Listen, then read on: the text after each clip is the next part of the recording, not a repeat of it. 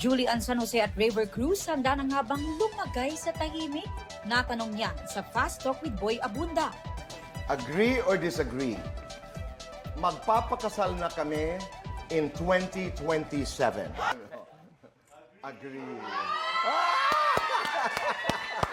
Kaya ako nag-agree dito, boy, kasi hindi ko alam yung timeline, pero alam ko naman na si Julie na yung mapapangasawa. Tama naman. Love is indeed sweeter the second time around. Kamao star Katrina Halili muling nililigawan ng ex-boyfriend na si Chris Lawrence. Last April, sinabi ng mag-ex na nag-reset sila ng kanilang friendship at ine-enjoy ang company ng isa't isa kasama ang anak nilang si Katie.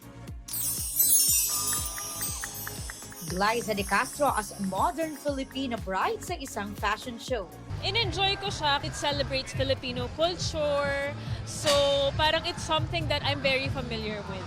All-out support naman ang kanyang hobby. Very thankful naman ako kasi isa rin yun sa mga gusto kong makita niya, yung kultura natin. Aubrey Carampel, GMA News.